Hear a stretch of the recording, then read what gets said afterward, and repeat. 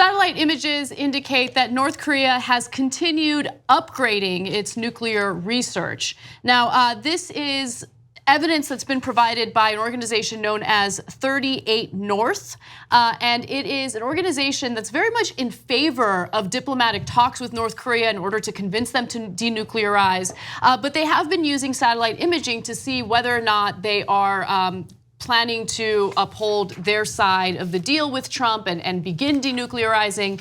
Recent evidence proves that that is not likely the case. So let me give you the details. The satellite images from last week, June 21st to be exact, show that North Korea is making numerous improvements to the infrastructure at a nuclear research facility.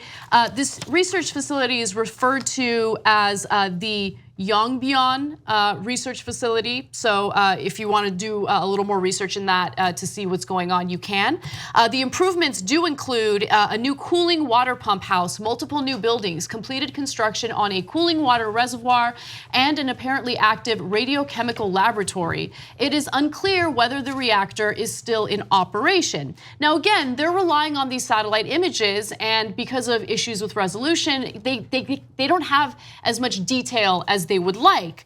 But the North Korean nuclear officials are expected to proceed with business as usual until Kim Jong-un orders official changes to the procedure.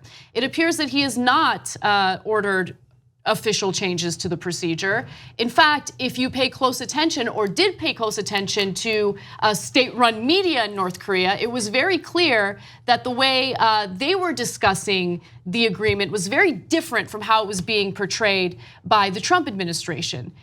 They thought, hey, the US is going to concede and do all these great things for us, and then we will respond by denuclearizing. Trump administration is not making it seem like that's the case. Anyway, long story short, that negotiation was vague.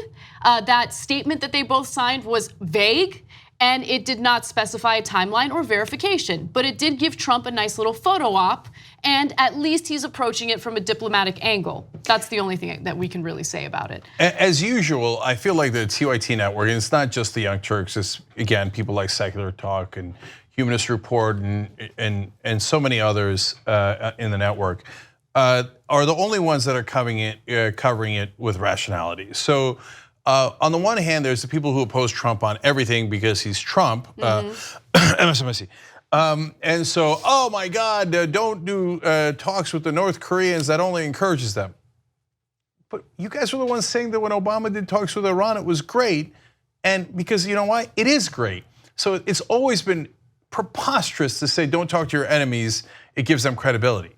You can talk to your friends all day long, but it's not gonna help you to get to peace because you're already at peace with your allies, of course, with the obvious exception of when Trump is president and all you do is attack your allies, right? So, but in some topsy-turvy world, Trump thinks, well, I want to talk to all the dictators, but I want to attack all of our allies. It's insanity. Anyway, Putin's like, now that part not everybody in the network agrees to. Anyways, so, but I like, and we all like that he's talking to North Korea and trying for peace. That's not a bad thing. Don't let the establishment tell you anything otherwise. On the other hand, we would like something to come out of the talks. Now they say, oh my God, you validated him. Kim Jong-un has a picture of him himself and the president up in his office. Actually, Trump has one in his office too. Yes, he does. He replaced photos of Macron with photos of Kim Jong-un. I'm not kidding, in the White House. Yeah, and okay, but as long as you got a peace deal, I'm super happy with it. Have all the pictures you want with dictators, no problem at all, right? But we got nothing. We got nothing. And for the right wing to be like, oh, you see, that's how you negotiate. You're a diplomat like that. We should get a Nobel Peace Prize up in there, okay? But what did you get? If you actually denuclearize them, great. I'd give you all the credit in the world.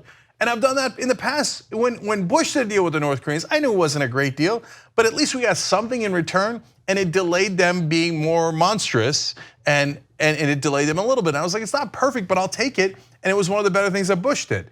Right. Obama, I think, made a lot of mistakes in foreign policy as well as domestic, but his deal with Iran was fantastic. We actually did take away their nuclear program, and all we did was give them their own money back. Now, of course, Trump screwed that up. In this case, we told you he got nothing. And so they're still humming along on their nuclear program. So we haven't solved a damn thing. And all that Trump has done is put the country back to sleep. It's okay. So true. Yes. Okay. I got a deal. It's okay. Don't bother looking at North Korea. Oh, they're still making nukes. Well, it would be embarrassing for me to point out that I got nothing. So I'm not even going to let you know or do anything about the fact that they're still developing nukes. 2 easy ways to follow the Young Turks. One is hit the subscribe button down below. Then you're a TYT subscriber. And second is ring the bell. And when you do that on YouTube, you're notified of our videos.